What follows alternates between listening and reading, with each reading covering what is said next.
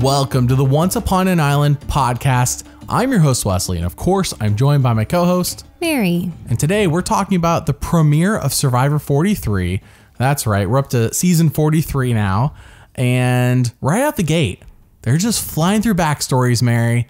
Flying through everybody's backstories like we're flying through this intro. What did you think about this opening? I liked it. I think that I really enjoyed getting to know more of the players right off the bat. I think it was interesting. It was a little bit different. Yeah, I think they took, it seems in a lot of ways like they took the feedback that most people gave from 41 and then they kind of implemented it in 42, but here they definitely implemented it more, which is they want to do the backstories, but they've come to a compromise. Like, we just don't want to hear it all season. Right. And we don't want to hear each backstory take 2 to 3 minutes. So it's like we were getting like quick, like 20-second backstories. Yeah. It felt like. Even with family photos and stuff too. It was awesome. Yeah, it was like, wow, what an improvement. We got like, I didn't count because we're recording this right after the episode airs, but it felt like we got all 18 this episode. No, there's no way. I would have to go back and double check. But I if we didn't get somebody, that'd be a little suspicious to me because it felt like we got pretty much everybody's like backstory super quick. I would say we got 50%, 50 to 60%. You think we only got 9 or 10? Yeah. Wow. Maybe. I mean, it was a lot because we're used to like maybe 2 an episode. Yeah, and each of them takes like an hour, and you're like, oh my gosh. Each of them takes like a full minute to 2 minutes.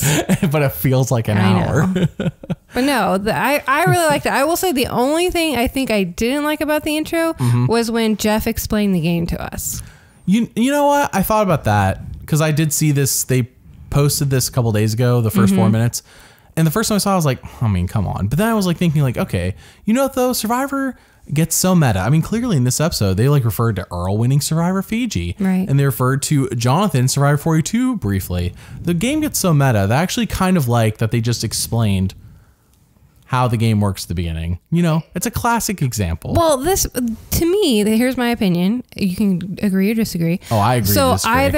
So either we are giving this new season of Survivor to the longtime fans who know everything about it, or we're giving it to brand new people who know nothing. So here we have 2 contradictions. We have someone explaining the game as if you're a new time watcher, but then you have, oh yeah, back in season 14 when Earl won, as if you're a long time watcher. And it's like, who are you trying to talk to? Because they're trying to talk to new people and old fans. You're trying to include everyone, I guess. Yeah, they're trying to be inclusive to everybody. I think it's the goal, is that we are going to be a little meta because that's how people are talking on the island. Like James brought up, or like Jeff wasn't like, oh yeah, remember when Earl won Survivor Fiji? Like James brought it up. That is true. James brought it up. And somebody else mentioned Jonathan in 42 beasting through bamboo with a machete. Like that, Jeff's not the one. Well, that's fine because that just happened. Yeah, so I think the show is trying to just, I mean, I liked it. I think if they did it every season, I'd be okay with it because this could be your first season of Survivor. And sometimes you just need to be told what the heck is the format of the show I'm watching. Okay, well, that's fine. I'm just like, well, if it was your first time, would you want to be spoiled by season 14? No. I mean, I guess who cares because it was so long ago? I don't know. That's where I agree with you. Absolutely. If you're gonna explain the game, don't ruin who won a prior season. Right. Just you can say that the winner of Survivor 14 or winner of Survivor Fiji inspired me, but you don't say who it was. I agree, but I do like the idea that he did a brief explanation of the show. He's like, it's your society, blah blah blah. Of course, we know it is their society in terms of how fast they play the game, but is it really their society in terms of how the game's played? I mean, kinda, but there's so many rules in place and so much stuff the show throws at them that I think we've been long past you build your own society. That was like abandoned back in like season 3, 4, 5, somewhere in that time frame. So every tribe is its own society, and how you want to proceed in your society further in your game is based on your alliance, your society. I don't know. It's phrasing, I guess. It's all phrasing. And I'm all for it, though. I like this opening. I like how Sammy had a lot of jobs right out the gate. Gave me strong Debbie vibes from Co Wrong. And Philip Shepard vibes from Redemption Island, where it's like secret agent? Question mark. Not as funny. Or Debbie has like, yeah, well, Debbie's was hilarious. So she's like, I'm a model. I was an airline pilot and I was a stewardess. And she had like, and I was a yoga instructor. I'm just making these up. I forgot what all Debbie's jobs were, but she had like 50 jobs. And like every time she talked on screen in Co Wrong, it like showed a different job for her. Yeah. I mean, Sammy's, intro was edited fun. Man, I can't talk. Funnily, yes, that was funny how Sammy did this intro. Yeah. Sorry. I think what they're just trying to do is it just endears you to him Yeah. right at the gate and gives you a sense of his personality, even if you don't think it's funny. Like I wasn't laughing at it. Sure. Not the first time, not this time that I saw it, but it was a sense of his character. He has fun energy. I think the I other like Sammy. person I wrote down was Cody's kind of a mess. He's like already says he spent part of the million. He gives me a fun energy, but unlike Sammy, he gives me like ticking time bomb energy. Cody is going to go off sometime this season, and I don't know if that's going to be a bad thing or a good thing. But he's living. He's living. That's the name of the episode, by the way. His butt tattoo, living. Oh, by the way, I want to mention, just in case you're listening to this podcast in the future, for every season, I always leave up public the first podcast of a season. So like Survivor 41, Survivor 42, Winners at War, I believe. Point being is if you're listening to this one and you want to listen to all the rest of the podcast, but I've hidden them because after a few weeks, I'll hide them because they just eat up the feed. And then if you're looking for videos and you just see a bunch of, long story short, for simplicity's sake, I have a playlist called Podcasts. You just click on it and you can listen through every single episode. In case you're listening to this in the future and you want to listen through all the podcasts, or if you want to go back to the past and listen to one of the previous seasons, they're all there. There's all the videos are unlisted except for the first episode of whatever season, including The Amazing Race. Another couple of things I want to mention. Episode 2 next week will be an hour and a half. Interesting. An hour and a half. And that goes for The Amazing Race as well, which, as you may have seen, premiered right after Survivor on Wednesday. So Amazing Race can be right after. They're both an hour and a half, which, as we've talked about in a previous podcast, maybe just them experimenting with The times. I liked the 2 hours tonight. I thought it was great. because there's only one boot. It was amazing. Yeah. Yeah, I completely agree. So next week's an hour and a half. So we're really going to get to know this cast. And I think it was a pretty solid start to the season. And another thing on Patreon, top 10 most hated villains, PG's story video from Survivor China, which, by the way, I have made Survivor China into AI upscaled all the episodes from China and Micronesia. So now any videos I make on China and Micronesia, it'll all be in HD. It's not like proper HD, like, because they weren't clearly filmed in HD, but they look the best you've ever seen them in your entire life. Let's put it that way. It's on Patreon right now, if you want to check it out. But if you don't, all videos eventually come to YouTube. I just don't have dates for you, but they eventually come. But if you don't want to wait, you want to watch them weeks early, Patreon. It helps support the channel and the podcast and makes me able to buy pizza on Survivor night. That's the important parts of life. Don't forget about that. Yeah. The pizza. Yeah. All right. So who are some other people who got some like openings here? Because I know like Owen was like, I can't wait to see my name in the credits. And they actually gave him his name in the credits, which hurts me a little, not knowing the other 17 people did not get this. Well, they all got their name in the credits at some point. Well, there was no opening credits. Credit. Yeah. Mary and I just get done watching China, Micronesia, and Fiji in this summer, along with Worlds Apart for funsies. So now Mary knows who won Worlds Apart finally. Finally. So we watched 4 seasons. Ask me who it is. You should know. I just said it yesterday. Oh, that's right. Okay. Yeah, I was like, remember when blank won? I'm not saying it now because I don't want to spoil in case. Worlds Apart's a drama-filled season. There were a lot of intros in this packed in here tightly. So interestingly enough, my very first note I had was on Mariah, because I really liked what she had to say, and so now I'm a little saddened. But little did you know. Yeah, little did I know. No, I really thought she had this strategy where she said, you know, I really hate it when people come into Survivor saying, I'm not here to make friends, I'm here to win. And she said, no, I'm here to make friends so I can win. Like, I'm going to make you my friend, put you on the jury, and then you can vote for me and we'll go out for coffee afterwards. So it's like you have to remember that aspect of, relationships are so vital in this game. And so I really liked that, and I wrote it down, but too early for her to put that strategy into play yet, I guess. I think the only other note I had as far as the intro was Ellie her, and she said it a couple of times in the episode, but like the first thing you hear from Ellie is, I'm a psychologist. I can make people do what they don't want to do. And it's like, ugh, where have we heard this before? Well, yes. Yeah. Well, that wasn't my first thought. My first thought is that what psychologists do? I didn't know. I thought they helped you find out what you really actually wanted to do. Oh my gosh, is this Shan again? Shan's like, I'm a pastor, but I don't listen to anybody. Right. I didn't know if I went to a psychologist that they would try to get me to like trick me into doing stuff that I didn't want to do. Have you tried signing up for my MLM? Right. Exactly. I'm your psychologist. Have you tried signing up for this thing that will give me money and screw you over? So that was like a little bit villainous, I guess. Not proper villainous, but it definitely errs on the side of villainy. Yeah, I think I know what she was trying to say was, as a psychologist, like she's trained to talk to people and reason with them and help them to see logic, probably when they're in emotional state and they can't see logic. But I just felt like the phrasing was a little bit off. So it's not really something you want to say. I think she's trying to be, I'm a psychologist. I can be the villain. I can be the mastermind here. And we'll see. I mean, she did really well in tonight's vote. So it's true. That was encouraging. It's true. I thought Ellie had a chance of going tonight. Going into Tribal, I was... No, she orchestrated the Mariah vote and pulled it off. So. Well, I thought this could turn around on her, but... maybe in the future. Clearly not tonight. They did show mud on people's faces during this intro. And every time they did it, I'm like, there better be a mud challenge this episode. Otherwise, they're spoiling who makes it through this episode. So thankfully, I don't know, this is props to Survivor. Thank you for not showing anything past episode 1. Thank you, Survivor. Yes, because in Survivor 42, when like, what's his name? I think it was Mike, had like long stubble on his face. In the intro, it's like, oh, so he makes it pretty far because he starts the game off bald. So and also there was nothing super obvious. Like there's no like silver bullets, in my opinion, of a winner's edit this episode, which we will talk about when we get to the winner analysis part of the podcast, because I do have chapter markers for the podcast. I didn't mention that before.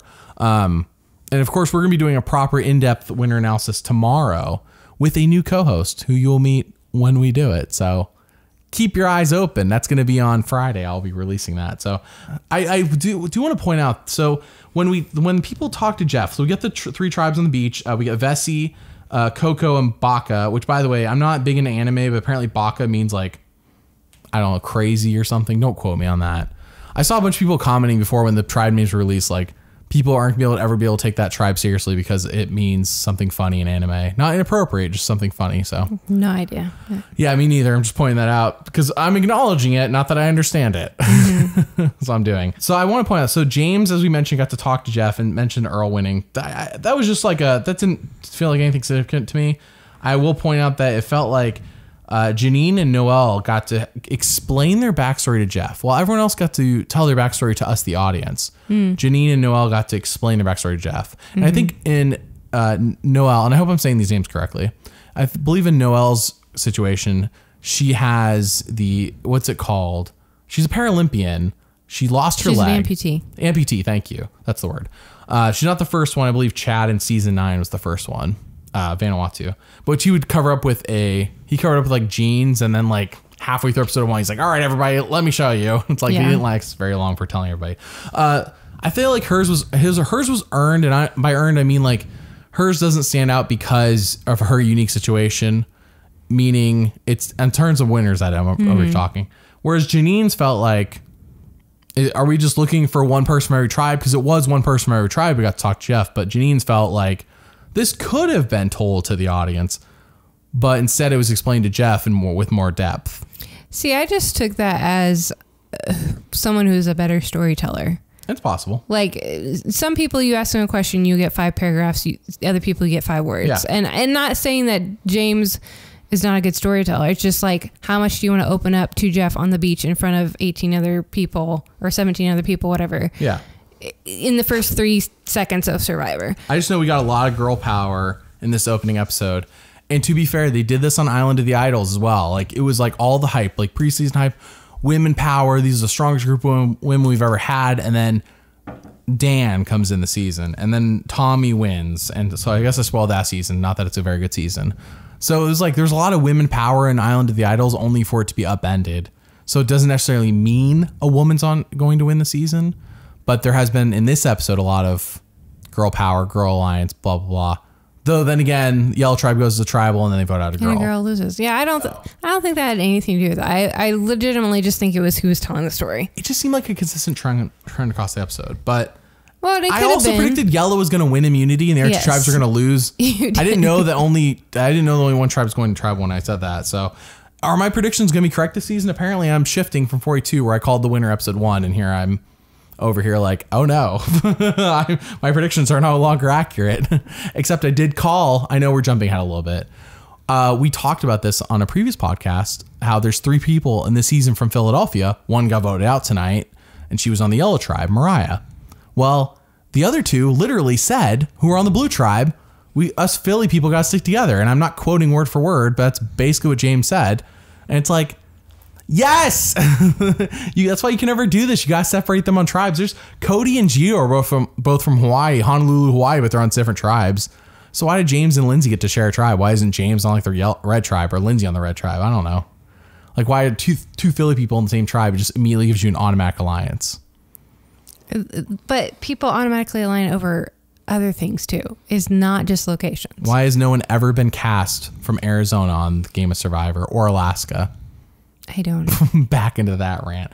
Anyways, my point is that I called it, and I wanted to point out that I called it. I felt really like when it happened, I was like, "What? I called this," or something like that during the episode. Do you remember? You said, "Yes, I told you. I told you." Mary's like, "I don't care." No. No. Okay, so Lindsay and James crush the puzzle for the Blue Tribe. It's a reward challenge for supplies. It's kind of what we saw the past couple seasons. Lindsay and James crush the puzzle, but then they blow it on the getting the ring because it's actually Cody and the Red Tribe who come from last place on the puzzle. Like they finish the puzzle last, but Cody's like, put the flint in the bamboo, and then they win. And it's like Cody, the guy who said he's already spent part of his million, seems like kind of a nut, is the one who outsmarted the ring, as you call it. Would you call that puzzle? A ring puzzle? It's not even a puzzle. It's not even a puzzle. What is you that? just had to get the ring. Carnival game? Yeah, it's more like a carnival game, basically. Yeah. And he hacked it, I guess. He hacked it. Oh boy. Yeah, no, I thought it was challenge. funny. I mean, it was smart, and I don't know if I would have thought of it, but maybe he has that creative energy to think outside of the box, and that can be super helpful, especially with challenges like these. Sure. So yeah, Red Tribe wins, and so the other 2 tribes get to go back to camp. And can you explain what their options were? Because this is very similar to 41 42, but it's like a different version. Right. So basically, they have the option, kind of the smart option, savvy, or the working hard, the sweat. And so savvy was they had a number made out of bones, and by only moving 2 bones, they had to try to make the largest number that they could, and they only had 1 shot. Versus last time they had to count how many triangles, and I think they had 2 shots. And then this time the sweat was they had to dig in the sand until they found the supplies, but the area was marked out, and they said it was a large area, but I would say, I know nobody else is in our living room besides us, but I'd say it's probably the size of our living room. And our living room is not, we're in like we're just like a regular it size seemed house. very manageable. I mean, I am okay with some puzzles, mainly like I would say 20 feet by 20 feet. Does that seem about right? I have no wide idea. And I don't think no, that is 20. way too much. I'm no, trying our to living estimate room where is our not living that room big. is now, I guess. Anyway, Because it was like the size of our living room. Yes, it seemed like a manageable size. In case you're ever wondering where we recorded these, it's in our living room. And I'm usually wearing pajamas. Was desperate to know that. Everybody needs to know. Why don't you record video? Because I'm just chilling in my living room in pajamas. That's why.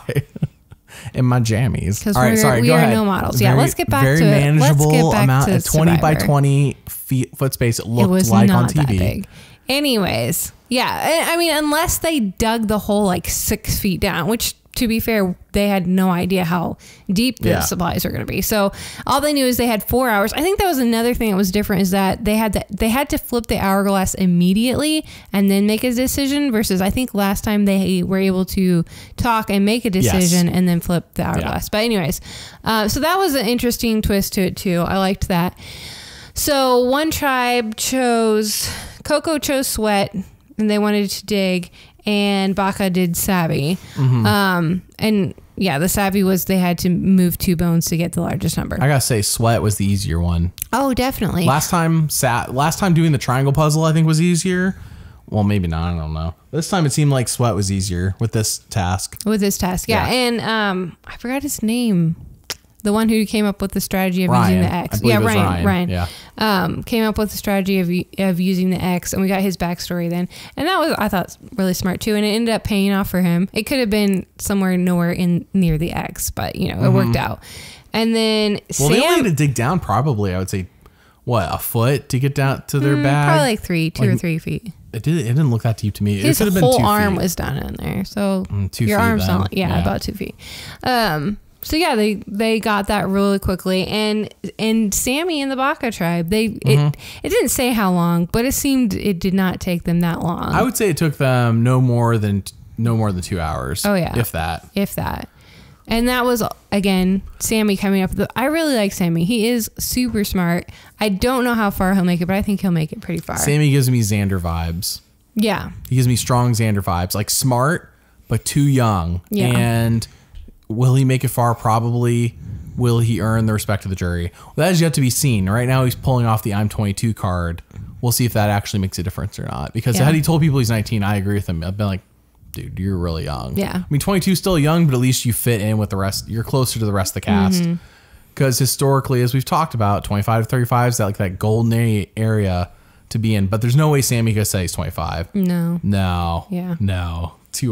It's too much of a jump. He doesn't even look like he's that old. So, yeah, Sammy. I like Sammy as well. We're not talking about winners part yet, so we're not. I mean, I've hinted a little bit. I was just saying his strategy to solve the puzzle, and then he was like, you could tell he was struggling with giving away the answer too quickly, but then he got too excited about it and he just gave the answer away.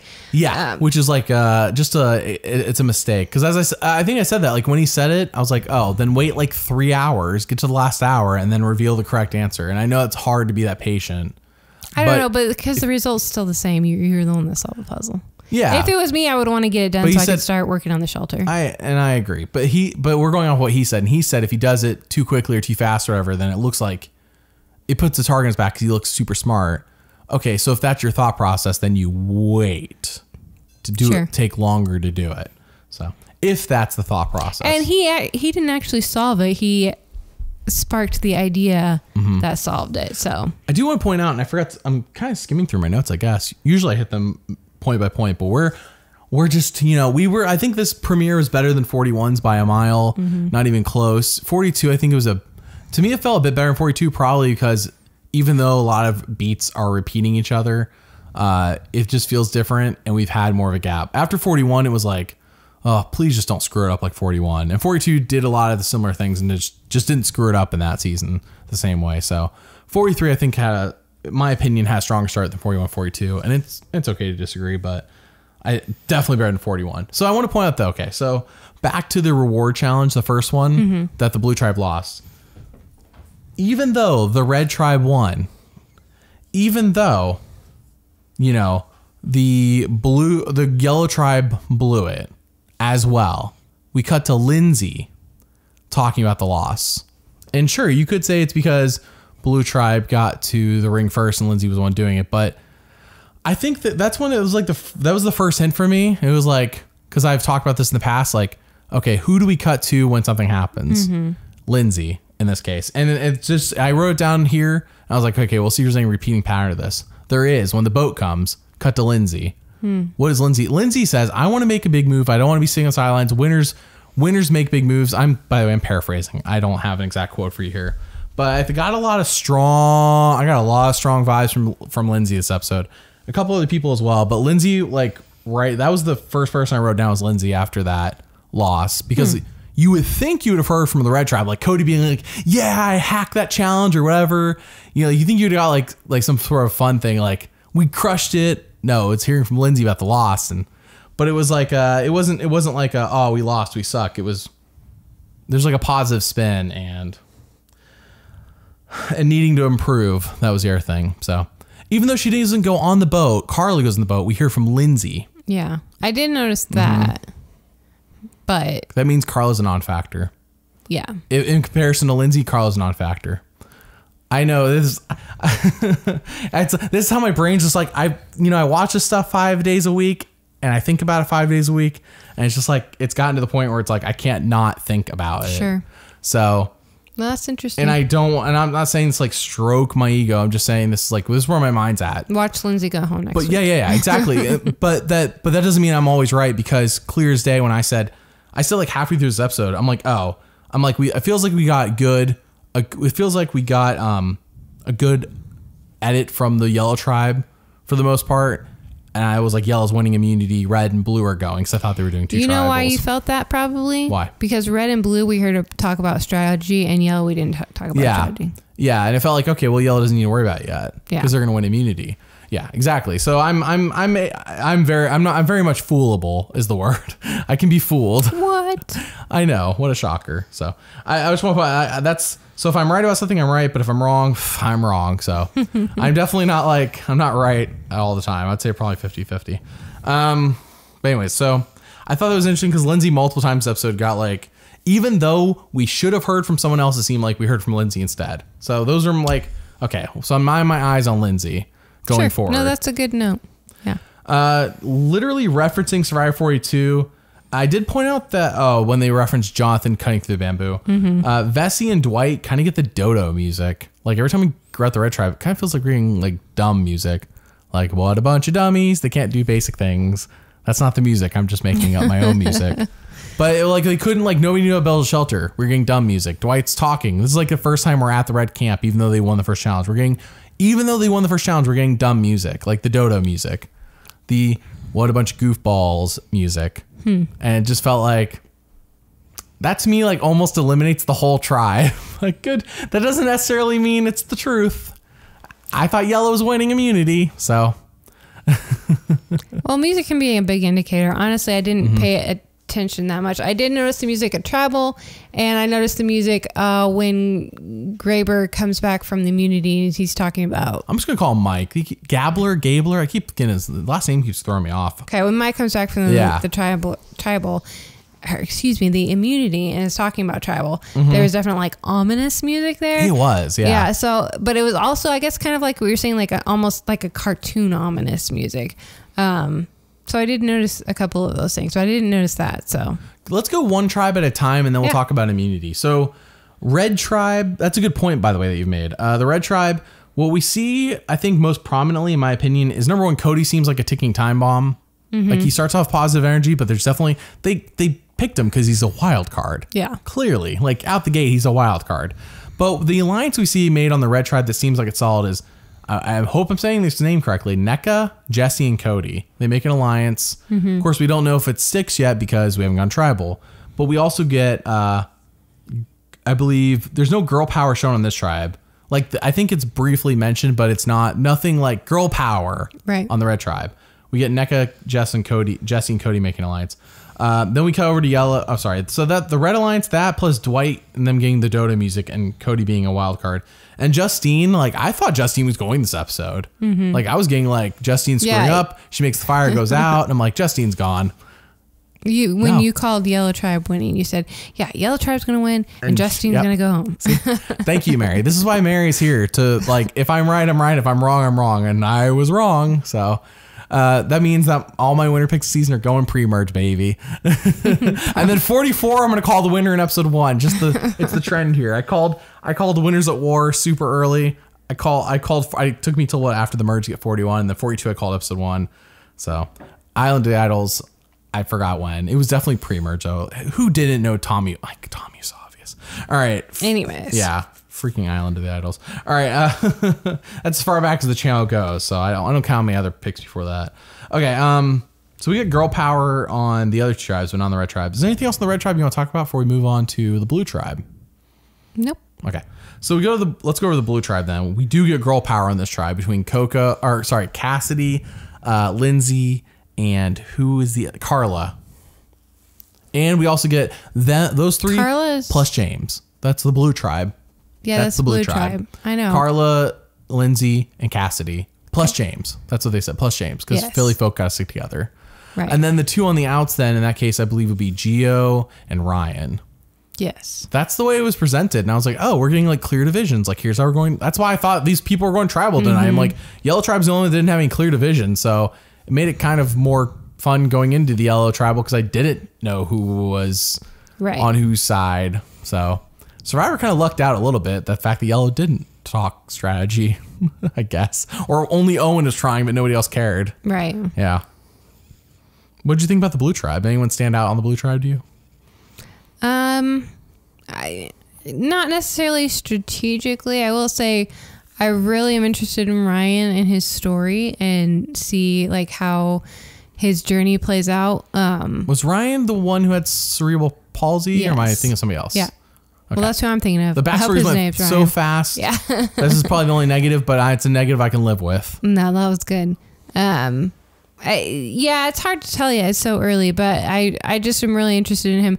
Like cerebral palsy is no joke. Like I've never known anyone personally, but I've seen so many people affected by that, that like they're bound by wheelchairs the rest of their life. They have really hard time speaking clearly. And so like for him to overcome that as a kid, I really think that's really inspiring. And so I would be really interested in see how he carries that over through, and not just that, I mean, but like you have to have such mental fortitude. I can imagine to go through something like that and to overcome it. And so like, he seems really smart. He's obviously physically strong.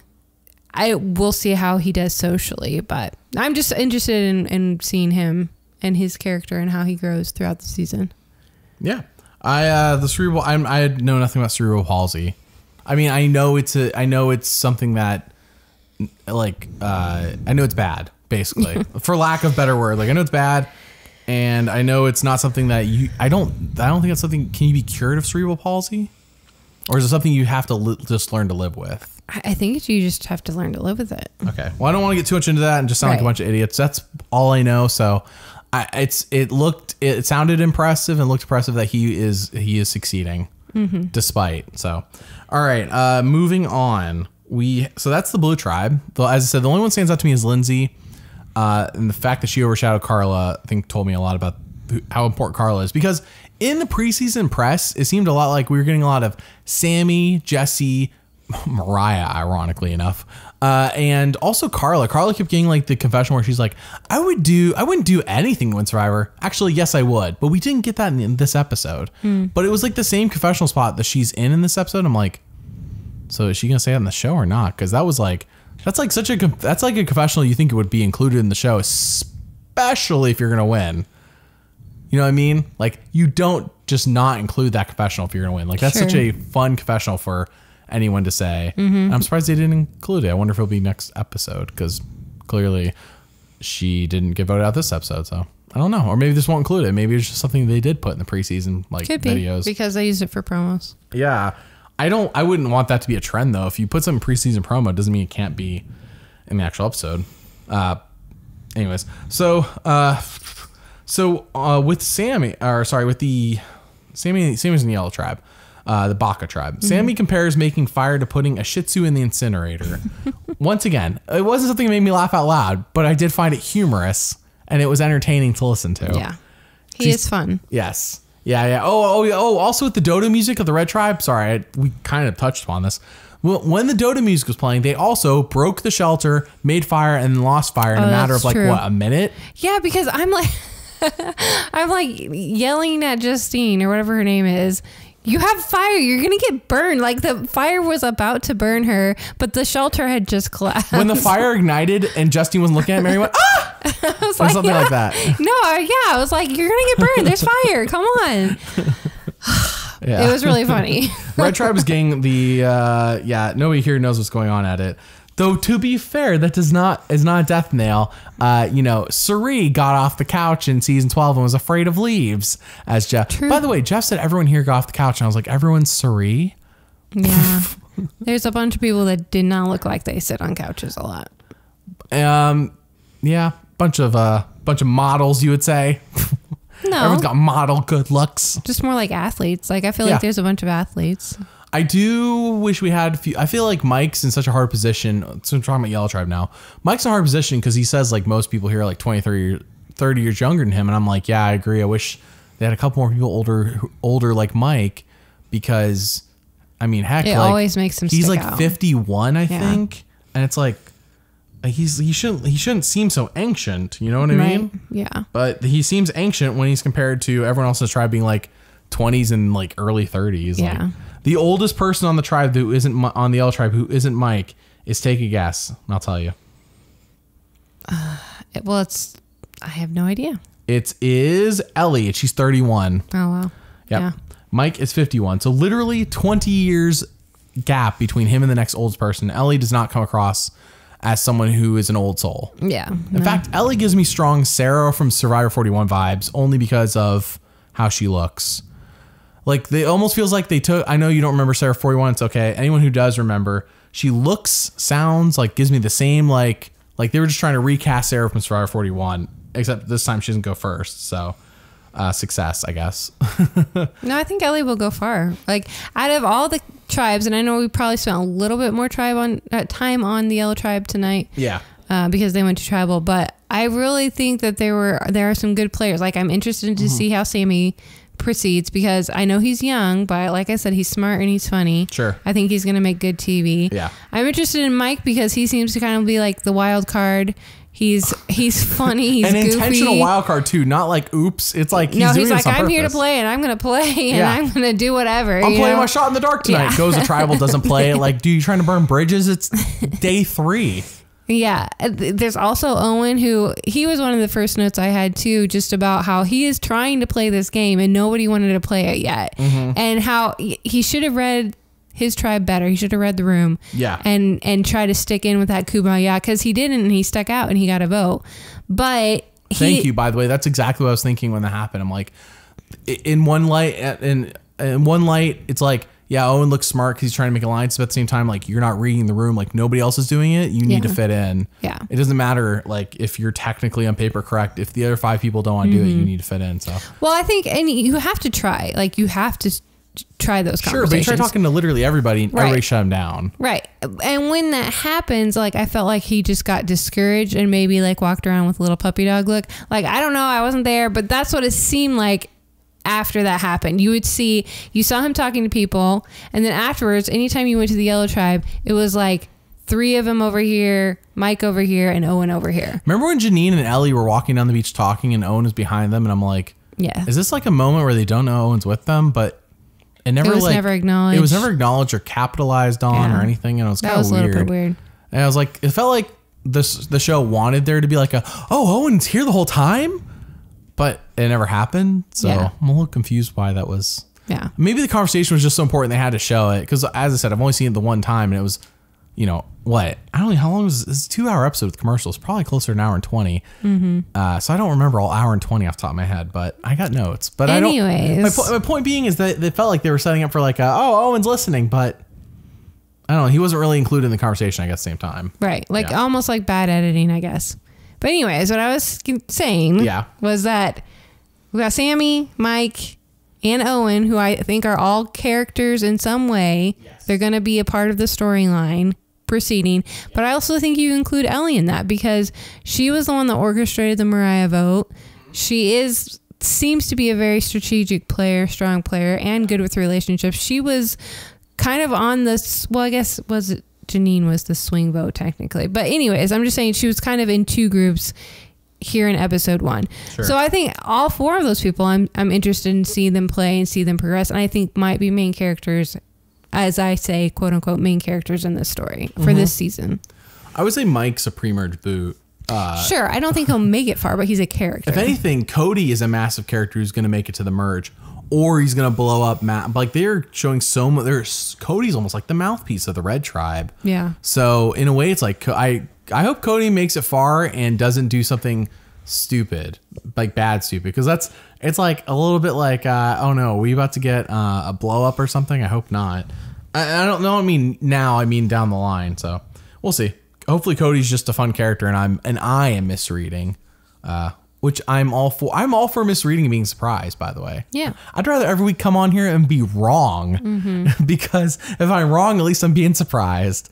As long as it's being properly explained, I don't want to be surprised just to be surprised. And it's like, well, I couldn't have never figured that out. Okay. Right. So then people go to Summit Island, and I was like, this is the only time the whole episode I was like, are we seriously doing this again? The whole episode was good, except for the when we're going to I Sun will Island say again. it was very short. It was they didn't walk up a precise. mountain. Yeah. I mean, it does seem like it was still a long journey, but we didn't stop and see the view and cry Yeah. at the top of the hill, I guess. I don't know. No, Not instead to we make walked- any references. We walked through chest-high water, and we're like, wow, this is such a long walk. There was like dry land, by the way, right to their left, that they could have walked down until they got to the point and then walked across the water. But they were like, nope, we're going to choose to take the longest path through the water instead. Well, I'm sure it looked shorter because it was direct. Yeah, maybe. I know. Anyways. I'm just saying, it's kind of like if anybody saw the Obi-Wan series, and then there's that one episode where Obi-Wan's like, he like destroys the gate on the other planet, but like he could have just walked around the gate. That's what it felt like. Okay, very specific reference. Can you explain this risk reward? Because it was different than the previous Prisoner's Dilemma. I mean, it was kind of like that, but not really. So they all have to make it right there at the table together. I don't think probably not really supposed to talk about it. They briefly, well, what do you think you're going to do? I don't know. It's a big decision. I think the only rule was they couldn't tell each other what they were doing. Right, exactly. And then they immediately, grab their two little pieces of paper. One says risk, one says not risk.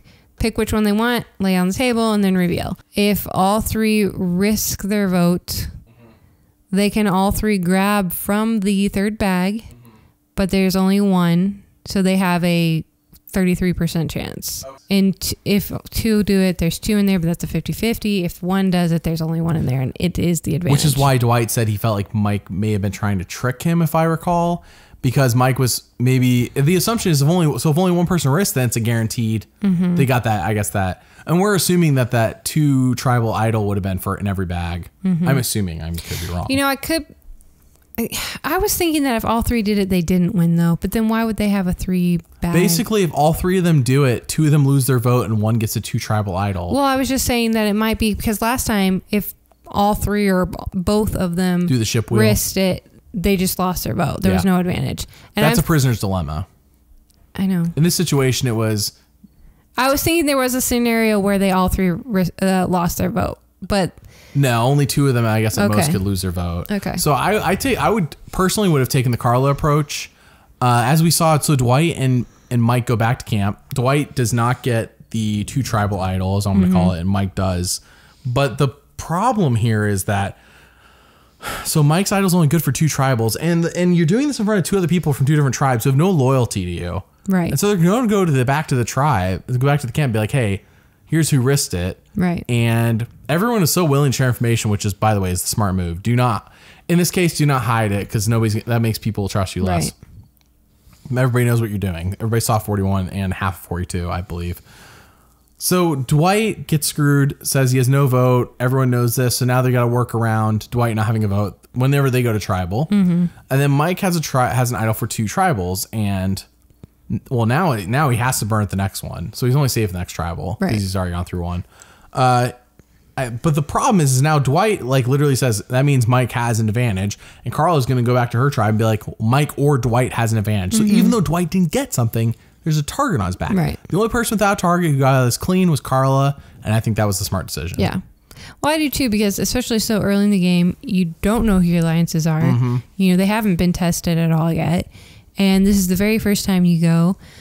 I just wouldn't risk it personally. I would have only have risked it if I had done something really stupid these first 2 days, and I was like, crap, I'm already on the bottom because I did Right. something really dumb. If you just really need that advantage. This is something I think that will be, I hope they don't do it for a few more episodes, but this is something that I think would have been more interesting of a choice to make come episode 3 or 4, where it's like, okay, my tribe's been to tribal and I know where lines are, and either I know that I am in the majority or I know that I'm on the bottom. So you know what I mean? Like, therefore the risk reward has more weight because right now there's no weight because I don't really know. I mean, like girl power on blue, red tribe's a bunch of dodos, and Dwight, I guess, isn't part of the Cody, Jesse, NECA alliance. And I hope I'm pronouncing that incorrectly. And then Mike, I guess, is on the outs, but also they hadn't talked strategy at that point, so I didn't really know. So it's like it didn't hold any weight. It was too soon. Right. I'm all for them, I guess, doing this, but let's just do it one more time and call it quits. And let's do it like episode 4, when everybody's been tribal, hopefully, at that point. When the game's half over. That's true, by the way. If you noticed, they actually went instead of like doing two tribals in day 2 or whatever, they did their first tribal on day 3, and I'm like, oh, the game's like 12% over already. Isn't that crazy? It's so crazy. So that means, by the way, with only one person going home tonight, that we're going to be having maybe next week's a double tribal, and next week's an hour and a half. Though the Amazing Race also has an hour and a half, which to me says more it's an experiment to see if people are willing to watch an hour and a half versus this was pre-planned. Therefore, there's 2 tribals. But man, they got to have a double tribal or something. I don't know, because in previous seasons they had 2 boots, like 41 had 2 boots, and then 42 had a quit, or sorry, a medical evacuation, whatever you want to call it, with Jackson, and then Zach got voted. So it was 2 people were eliminated. So somewhere along the line, it's gonna be a double tribal that they're gonna have to eliminate an extra person. So we'll see. Sure. Unless they're expanding the who's sitting at the end, which I sure hope not. We're not doing a final 4. Eventually get to the point where like everyone just, all right, the game started. Okay, let's all go to final tribal. No. Let's cast our vote now. All right. Yeah. So the risk reward, I think, was the only point in the episode where I was like, nah, why? But this is a vast improvement, as I said, over 41, and even an improvement over 42. So also Jeff did confirm no Hourglass and no Do or Die this season, for anyone wondering who didn't listen to our preseason podcast. Okay, so we go to tribal, and I know some other stuff happens, like Cody has a butt tattoo, and that's the name of the episode. So we go to immunity. Vesey gets a little thing on screen that says 30 hours without fire. Like, okay. So yeah, we go to immunity, but I'm saying like that was like a weird one because then they do get fire, but I don't know. It's like 30 hours without fire doesn't feel significant when I've seen seasons where people go a whole, like the Ravu tribe was a whole week without fire in Survivor Fiji. So yeah, that's old school Survivor. Oh yeah, now new school. It's hard when you go 30 hours. I'm not saying it's not hard. I'm just saying it was a weird choice to like. It would have been a better edit, I think, if they'd done 10 hours without fire, 20 hours without fire, 30 hours. Like we kept seeing them try, and we got like a time lapse of them trying. But 30 hours without fire, and then you get fire. Yeah, it's like okay. Okay. It's just not negative. It's not positive. It's just kind of like okay. All right. So what is this? What I would say is a long immunity challenge. Seems like it had extra steps. So what is this immunity challenge? So the immunity challenge is basically an obstacle course and then a ball maze. But obstacle course, you start in a mud pit. You have to dig through like wood chips, it looked like. It's something that sticks to your mud. Yeah, to get the balls for the maze. Then you had to go across a balance beam, which you could untie knots and make the balance beam larger so that people could just walk across. And then you had to cut a rope that released a ramp. Then you get everyone up the ramp, and then first tribe up the ramp and back down the other side. Oh, and one person had to dig through a little sand. Oh, I forgot. Yeah, dig sand under a log. Only one though. Yeah, only one. I forgot that. That was right before the rope. Yeah. Dig under the log, rope, ramp, other side of the ramp. The first team down off the ramp gets to pick one of 3 ball puzzles. And then second tribe gets to whatever's left options. So yeah, that was the goal. And you have to get 3 balls into the ball maze, no matter which one you pick. Blue Tribe crushes this. And they also crushed the first challenge as well. They just blew it on getting the ring, which tells me Blue is a force to be reckoned with when it comes to challenges. Based on this episode. They're a strong time. I did wonder at the strategy of putting Ryan as the digger to get under the log. So there's 2 strategies. Put your big guy, Ryan, or put your smallest person, which was Janine on yellow, and big guy won. So he was able to dig his hole quickly enough to get under versus Janine. I think she was just hoping to get a small hole and then slide through, but it didn't work out. Janine's like super thin. Like I don't think she has any fat on her going into Survivor. She needs to like put on another 10 to 20 for Survivor. 20 might be extreme for her size. So she just wasn't strong enough to dig fast enough. Yeah. And then the hole she did dig was not big enough. Yeah. So one tribe was like, okay, well, they could have sent Cassidy under on Blue, and that would have been their equivalent to Janine in terms of like size. But they sent Ryan going for power, and I think that's the right move. Like, you're just digging through sand. Like it's because after you get through the sand, you have to cut the rope again. And it didn't take Janine that long, maybe like 5 or 6 chops, it looked like. But it took her forever to get through the sand, though. It took her a long time to get through the sand. They lost a lot of ground on that sand. But I was just saying there's like 2 parts to it, the digging and the chopping of the rope. But yeah, I mean, the Blue strategy won out overall. And they picked the maze that I don't know if I would have picked it. You said it was. So in Heroes versus Healers versus Hustlers, I believe it was the Heroes tribe picked this because they had the same options, as this season, and the Heroes tribe picked this puzzle and lost because if you figure out that straight puzzle, if you figure out the one that just goes straight down the line, like once you figure it out, it's done. As you saw, once they figured out the first time, it was game. Right. It just, can you figure it out? And then the other one, I believe puzzle 2 or 1, whatever. The other one that was not the straight one and was not the overly complicated like maze, the one that was the middle of the two, I would say, is one that we've seen on like Edge of Extinction and Winners at War where they get back in the game. But in those cases, it's just one person controlling the maze. Right. And it's not like a teamwork thing. And I wonder if it's easier when it's one person versus like, because it seemed like Sammy and Mike weren't on the same page. Yeah. But I do want to circle back real quick to the sand digging. Okay. I know you have not seen Ghost Island in quite a while, so that's okay. Just track me here. In the video I released this past week called How to Not Be the First One Voted Out of Survivor, in Ghost Island, they said, we should vote out Stephanie because keeping Donathan might be useful in case he has to like be stuffed in a small space or something. And I made a joke in the video, and I said, what? Like you're escaping out of prison? Like when are we stuffing people into small spaces? And I guess I have to take back my joke because this would have been the only time I could think of going through the sand where stuffing a small person through a space would be valuable. Though then we saw Ryan dominate it and Janine struggle. So maybe even then the joke still stands. Yeah, I mean, I think you always need a small person on your tribe to do stuff like stand on people's shoulders and get keys or... I mean, it's a valid... Her explanation, though, for why they should keep Jonathan was in case we need to stuff him into a small space. And sure, it was that's like not great. I felt like I was losing brain cells listening to that conversation take place as to why that's why they should keep him. So just a quick reference to that video case. It's a pretty good video.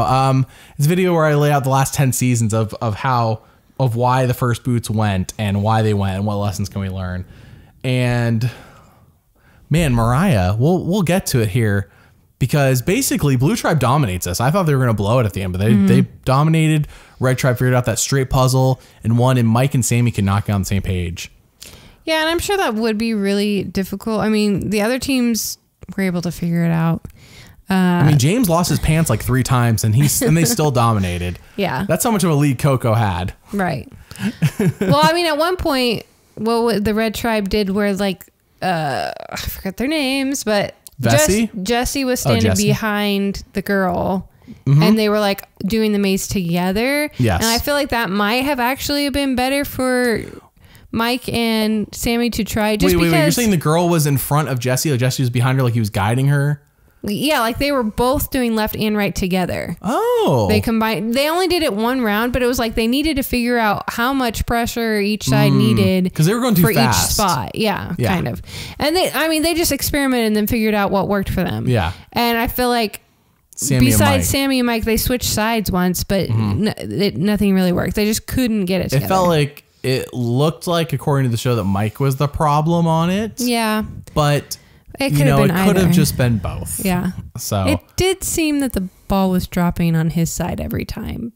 I'd have to go back and rewatch to see. But that could have been Sammy being too aggressive and not allowing Mike, and pushing it towards Mike's side. Really, it goes. It was bad communication. Yeah, it was just bad teamwork. That's why they lost. So, yeah. We basically like tribal or back to camp, and everyone's like, "Oh, we actually have talk strategy now, and we have like 3 hours to do it." Because it's day 3, we did the immunity challenge, and it's probably at this point like what? I'm just gonna guess around 2 to 3 p.m. And Tribal's at like 7 p.m. We've got like 4 hours to knock this out. Everyone's got talk strategy, something they haven't been doing. Oh, and wanted to do earlier, but nobody wanted to do yet. Here we are, everyone's doing it. So, long story short, Mike comes back and he's like, "I'm playing my shot in the dark," and I'm like, "What is the strategy here?" So he says he didn't want to play the idol because he wanted to feel like he earned being there. So he's part of the reason. So since he's not using his idol, he wants to use his shot in the dark because I guess because everyone gets a shot in the dark as a noble gesture. Right, as a noble gesture. Yeah. Right. I don't know. I don't understand. Mike's not. He's like almost like an old school player in the fact that he wants to do things honorably. No, because if that was true, he would have played a shot in the dark. Yes. Well, he didn't because someone told him not to. You think so? Like, yeah, Ellie told him, don't play your shot in the dark. We need you to vote. Like, that's the more honorable thing. Stick with your alliance and vote with us. We need you. Yeah. So, I mean, I get his reasoning. It is not smart. The first thing, when you're the one that basically caused the loss of the challenge, you don't go back to saying, oh, my fault, guys, but I'm not going to use my immunity because, you know, I didn't earn it. Well, you did earn it. You played a game, you risked it, and you earned it. I don't know. You just say, it's I apologize that I am part of the reason why we lost today. Yeah. You know, I understand if this, you know, immediately, you know, you're mad at me, you know, but you definitely don't say, I'm going to play my shot in the dark. Yeah. I'm here to talk. Yeah, exactly. Like, I still want to work with you guys. I'm aiming to improve, you know, next time. You always like, you just like promise for improvement and it's like, let's move on. But you apologize for your failure. Yeah. Because Sammy also failed. Yeah. But Sammy was not there like, well, guys, I failed today, so I'm going to play my shot in the dark because nobody asked me to. And I want to burn bridges while I'm at it. Man. It seemed like such a, I know Mike said he wanted to come out and play. And Mariah even said during her final words, like, I played like it was my first time, not my second time, because that's something that's drilled into them by Jeff preseason, where he always says to the players, like, play like it's your second time, not your first time. He doesn't want people playing conservatively because conservatives doesn't make for good TV. Right. Though it does make for winners. It just doesn't make for good TV. So the real lesson is talk like it's your second time in confessionals and play like it's your first time is truly how I think about it. Play that conservative game till you reach the merge and then go for it. But talk in confessionals like it's your second time. Give them all that they're looking for. Like Lindsay saying, oh, I want to make big moves, blah, blah, blah. And then she doesn't go on the boat. But it didn't come across like Lindsay was like she was lying or it was just like misleading anyone. No, it didn't feel like it just felt like or being dramatic. No, it didn't feel like that. Yeah. So anyways, yeah. So Mike doesn't end up playing Shot in the Dark though, so get out of my. All right, but Tribal Council, who is pushing this whole narrative? By the way, let's talk about the Tribal Council set. Sorry, before I get into that, because Tribal Council set this season is cool. It's the same exact place they use for 41, 42. I'm pretty sure it's using the same location, but the actual like design is really cool. Yeah, it was awesome. Like huts and skulls and torches. I loved the podium's not an idol though, I can tell. I loved every bit of it except for the Flintstone pterodactyl head, whatever. Hey. That was right behind Jeff. It was so distracting. The one on the podium? No, right behind Jeff. Oh. It just looked so fake. Maybe because it was like attached to some bones. There's a lot of bones in the set. Like when they walked in, it looked like they were walking through a rib cage, which was really cool. And when they did the number puzzle, it was bones. Right. But I don't know. For some reason, the head, I think it's a pterodactyl. I don't know. Some sort of old school dinosaur. It just looks wait, what's a new school dinosaur? Sorry. You know what I mean. No, I want to know. A lizard? I don't know. A lizard. That's the next Survivor season. New school dinosaurs versus old school dinosaurs. You heard it here first. It just looks so fake. And maybe that was part of the whole lighting problem. I don't know. But yeah, the lighting on Jeff was absolutely atrocious. I don't know what it was, but it was atrocious. It looked like something out of Fred Flintstone or something. I don't know. It just looked fake. And I didn't like it. It looked like there was, and I don't want to misuse the words here, it looked like there was more light on Jeff's head and front than there's ever been before, and not enough shadow behind him. Normally Jeff has light on his front. And it just the lighting of everyone else looked the same as usual, but for some reason it's like they got some amateur to light Jeff, or they ran out of time, or they didn't do it correct. I don't know what happened. Yeah. I hope it's fixed next episode, but it just looks like trash here. That's the only knock I have on the look of Tribal. Tribal otherwise was like, this is the coolest really Tribal epic set. Yeah. Since, I don't know what the last season was where I was actually impressed by a Tribal Council set. But I also, sorry. No, go ahead. I also really liked the immunity idols. I thought they were unique and different, something we hadn't really seen in a while. And they were cool. Yeah. I'm going to mention Emily because Emily's my sister and she'll be doing our Amazing Race podcast with me, which will start next week on the Amazing Race.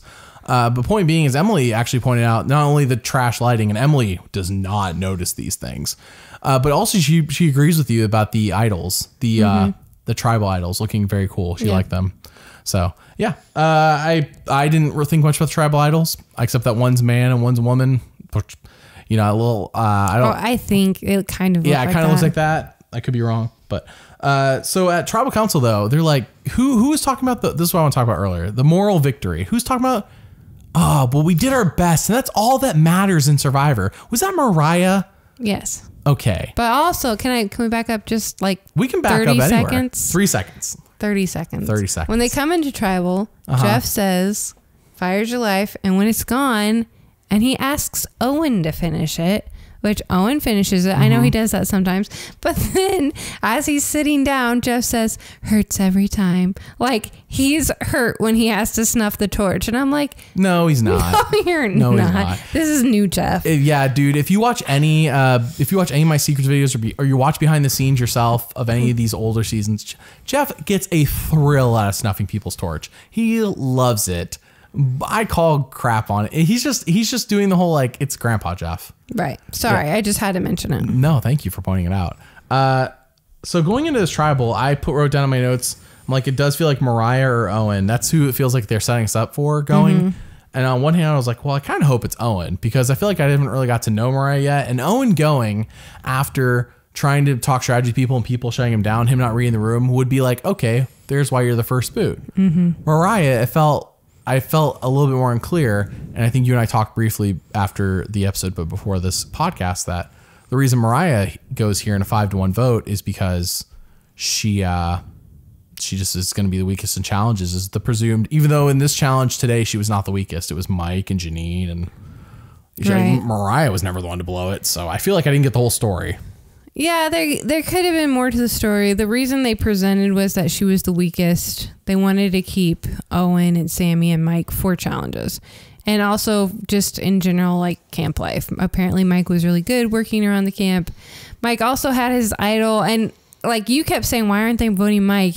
And my thought was, he seems erratic. He seems really erratic. And that that's why you vote him out. But that idol's only good for 2 more tribals. It's good for one more tribal after this. He is good. He is a shield for everyone else here. But erratic behavior is unpredictable behavior, and a good player gets rid of erratic behavior. Right.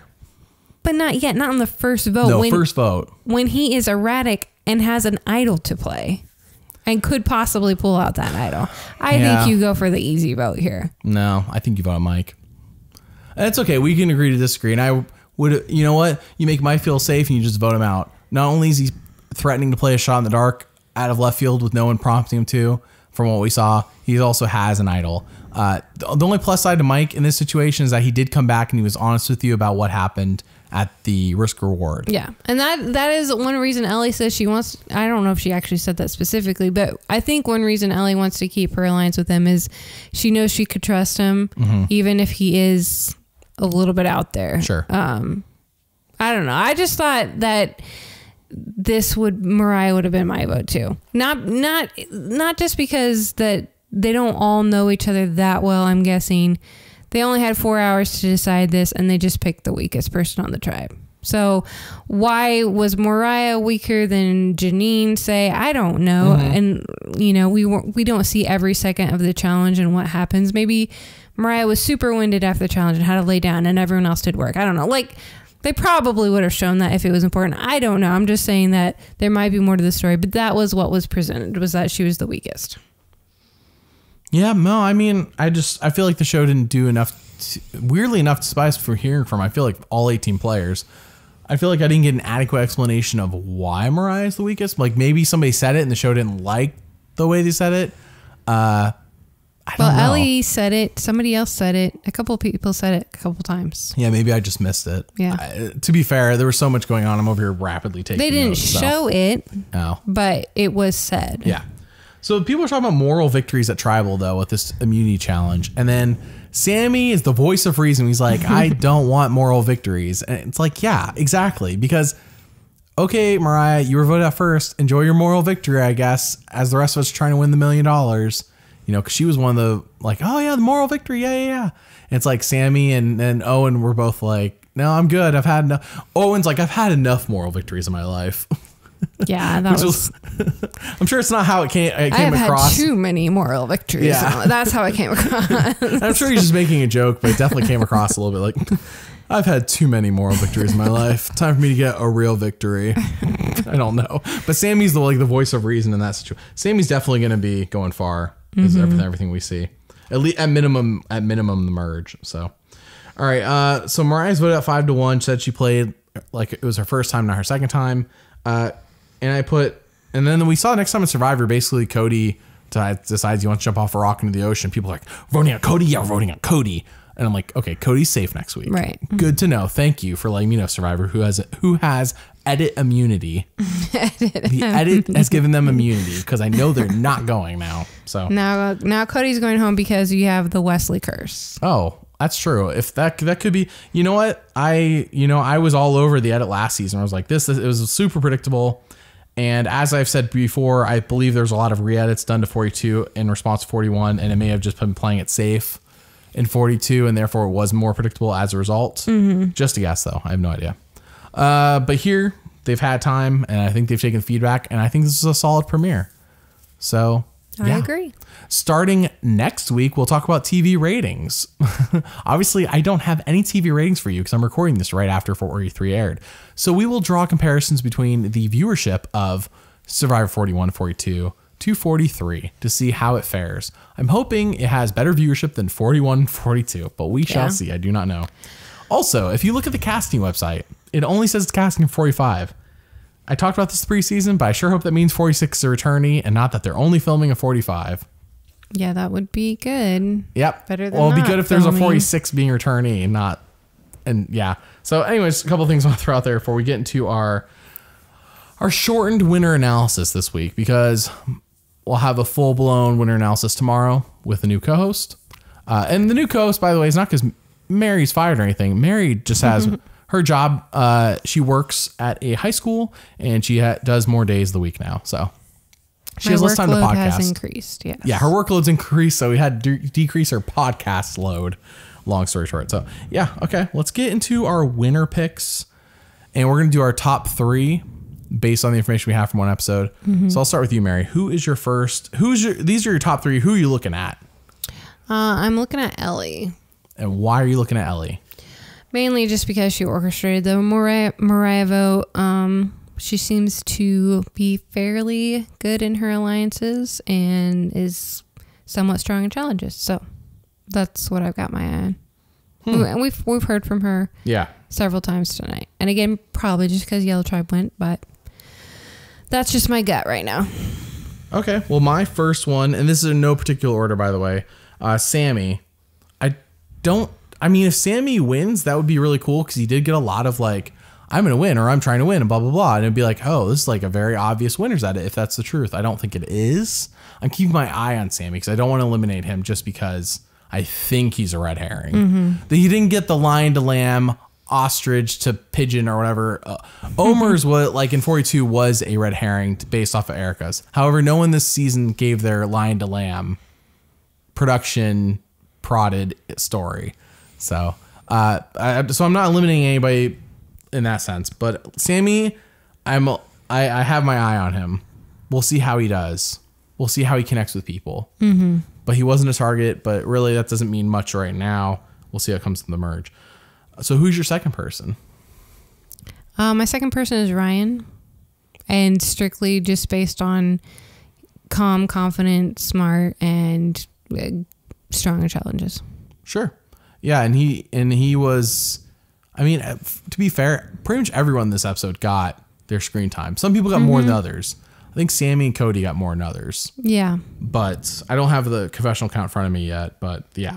So my number 2 is Janine, and I wrote her down immediately. She was the first person I wrote down, followed by Lindsay, who, spoiler alert, it's my third person. Janine is my second person because the moment she gave her in-depth backstory to Jeff, it felt like it was more than just what James gave Jeff. And as I said, Noelle felt like hers was I felt like Janine's could have been just given to us to the audience. Instead, it was given to Jeff, and it was like more in depth. But then the rest of the episode, I didn't really feel like Janine had a winner edit necessarily, or like us. But that doesn't. The first episode's not always the linchpin, right? We saw with Erica in 41. That was not, Erica didn't even like show up till episode 4. So Janine and Sammy have my eye on. Doesn't mean I think I'm not like, oh, I'm all in. Right. So, all right. Who's your third person? I didn't really have a strong third person. Like there's a couple people like I said, I would love to see Sammy and Mike as they progress through the story. And just their storyline. But as far as somebody else that gave me kind of a winner feel, that was Cassidy. Even though we never heard from her this episode, it's probably not a good. That's not a good sign. But I really liked how she approached alliances in this episode and how she talked about alliances. So that was just my oh, that's interesting. Sounds like she's put a lot of thought into this, and we'll see. I don't know. I think Cassidy will be good because she'll be helping my number one. I said no particular order, but I lied. Number one is Lindsay for me. She's my number one to win right now because I felt like she was given the Kim Spradlin kind of edit where it's like she didn't do anything flashy, but man, was she given the important confessionals. Lindsay is cut to when they lose the challenge after losing the reward. Lindsay's cut to when the boat comes to their camp and Carla is the one who actually goes, but we hear from Lindsay regardless. Lindsay literally has an all-girls alliance on the Blue Tribe, which does seem like it's legit. Doesn't seem like it's just talk like it was on the Yellow Tribe before Tribal Council for them. And plus James. She has a connection with James because they're both from Philly. Lindsay seems like she's not only set up with Cassidy in her alliance, but she's also getting important confessionals. That's not the end-all be-all, but I didn't have... So many people were giving good confessionals this episode. I was looking for, and I couldn't pay attention to all 18, so there's probably somebody else in there who's a strong contender. That's just who caught my eye. It was really the moment when they lost at challenge. We cut to Lindsay. I'm like, oh, we didn't cut to the Red Tribe talking about how they just won, Right. So and Lindsay's wasn't just like, oh, we lost, this sucks, I can't believe we don't have Flint, guess we got to go earn it. It wasn't like a meaningless confessional. So Lindsay's my number one. Janine and Sammy are I'm just looking at right now. So that's our very shortened winner analysis. I would love to hear who you all have for who you all think's going to win. So, all right, you ready for YouTube questions, Mary? Yeah. So every week on YouTube, after the episode airs, I post in my community tab asking for questions. I think YouTube, by the way, this week is glitched or something because I say today I made 2 posts and I don't know, the comments, you have to sort by newest to even see them all. If you don't sort by newest, you only see 1 or 2 comments. It's just so weird. So anyways, I'm sorry if your comment doesn't get brought up because I'm sure some of these aren't even showing up because it just seems weird. Let me put it that way. It's a little glitchy. It's glitchy like that on not only the YouTube app, but on the YouTube Studio app, which is an app for if you have a channel. So anyways, sorry if we don't get to yours because it may not have even showed up. All right. First one is from Pineapple Boy. Do you think Owen was saved by luck or strategy?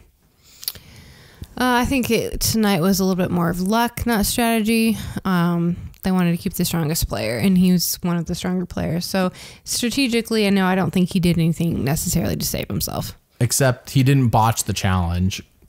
If he botched the challenge, they could be well, Owen also sucks at challenges. But you look at Owen, and he's 29.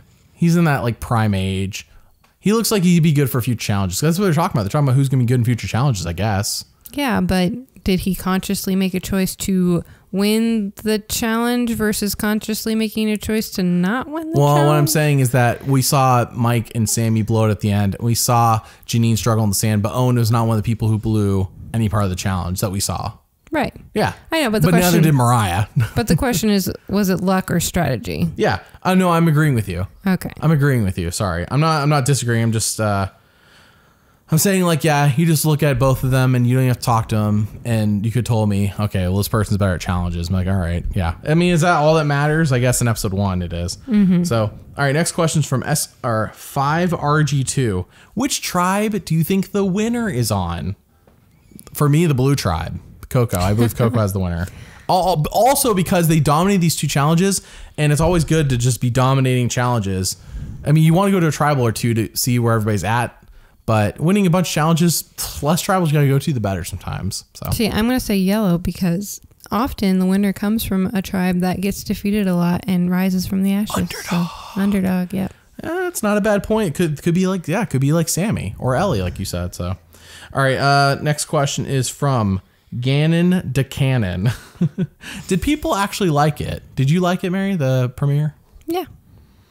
Let's see. Did I like it? Yes, I liked it. I think it was better than 41's premiere, and I don't think it was close. I think I haven't watched 42's premiere in a few months, but I want to say it's better than. I think it's better than 42 as well. So, All right. Before we choose premiere, I don't know if the whole season's better yet. All right. Next question is from Aaron Puma. Do you think Cody will make the merge and be a big merge villain? Yes. Actually, I agree with this. I think he makes the merge and he's a merge villain. I see it coming. Yeah, I could definitely see that. The ticking time bomb. That's what I'm calling him right now. If he had a story video, it's the ticking time bomb. That's what I'm calling him right now. Next question is from Giovanni. Giovanni. Is Gio in a good position? Giovanni and Gio. Are you guys friends? Yeah, is Gio in a good position? That's what he wants to know. I think so. Honestly, we didn't see as much of them, and we didn't get to see how their alliances fell out through tribal. You know what I mean? So it's hard to tell, but it looks like it. Yeah, I have no idea. Gio was somebody I was actually had my eye on because finally we have people from Hawaii. And while Cody got a bunch of confessionals and a bunch of screen time, Gio was kind of one of the people who seemed to be pushed to the background a bit. So I don't feel like I know enough about Gio. I feel like currently if I were to guess that if the alliance of Lindsay, the women plus James is true, then Gio's in a bad position. If that's a truthful, you know, like they don't just fall apart at the first time they go to tribal. So Right. yeah, I don't think He Gio's, didn't go to tribal, so yeah, he's in a good position. I mean, going forward. I know. Yeah, after episode 1, Gio didn't go home. So, all right, and let's see what the next question is. JJ Mara 01. Do you think Gabe? I really gotta get this name correct. I'm just saying Mike. Mike will be a goat to whoever runs the game, seeing how he pretty much just put himself up for sacrifice and told everyone about his idol. Guy seems like someone who will be happily dragged or voted out in Final 5. Do you think he'll be a goat, Mary? He would be a good goat. I think he'd be a bad goat. The erratic behavior is not good. But okay, sure. Personally, I think he'd be bad. I wouldn't want to bring him to the end unless he calms down. But he literally had a confessional saying he's not going to be calming down. And then we saw him not only risk it, but also tell everyone. And then there's a few bad decisions this episode. Not that they can't be turned around. I mean, I think he's less erratic than Philip, and Philip was a pretty good goat to take to the end. Philip is like the prime example of a goat, but there's not a Philip every season. I know. Could you even imagine? The show would not be on the air. I think there's a Philip every season. That's a once in a while kind of character. All right, last question is from Jared. Why was it so boring and unoriginal? I can understand why you would think it's unoriginal because obviously so much was ripped from 41, 42 in terms of beat for beat in a lot of areas. Yeah. But I think despite the production decisions to do so many things that were similar, they did a new challenge, number 1, in the reward challenge. That was new. We've never seen that one before, where they took the boat and they got the block pieces and pulled the ring off. That was new. Never seen a challenge before. And also, I think they did a really good job of having us hear from everybody. No one was purpled. Ever since 41, no one's been, like 42, no one was purpled. And so far in 43, it doesn't seem like anybody's going to be purpled again. So We hope, yeah. Yeah, boring, I do not agree with. Unoriginal, sure. Yeah. Yeah. The Kraken on the logo at least doesn't make me sit around going, I wonder what's going to happen. Not a Kraken. Whatever. That is a large octopus. Oh my goodness. All right. We're fighting about this after the podcast. It's a large Kraken. No, the octopus on the logo doesn't make me think they're up to anything. Whereas the 42 logo had the lock and key and why? I still don't understand. I wish I got a little behind the scenes on what was the intention. Whoever makes the logos, I would love to hear from them, like, why decision. I want like a short video from every single logo. Why? And like some of them are so obvious, but like the recent ones, I want to know, especially 42. I guess if I was to say anything, I want to know why 42's logo was the way it was. Have you ever just asked yourself in the mirror, why are you the way you are? That's what I want the 42 logo to do to itself in the mirror. Why are you the way you are? That's my end of the night rant. We'll never know. I hope one day we'll know. I would love to know. But yeah, so that's all we have for you on this podcast. As I said, tomorrow we'll be an in-depth winner analysis. And by in-depth, I mean more in-depth than our little short one here today with the new co-host. And then next week, we'll, of course, be back. And we will start our Amazing Race 34 coverage with Emily, my sister, who loves The Amazing Race as well as Survivor. So are you ready to watch The Amazing Race, Mary? I know we haven't watched the new episode yet, but are you ready to watch the season? I'm excited for it. You get to watch it just for fun. There's no podcasting for you. I know. It's exciting. Yeah. Mary's like, finally, back to being a casual. All right. Well, thank you all for listening. We'll see you all next time. Bye. Bye.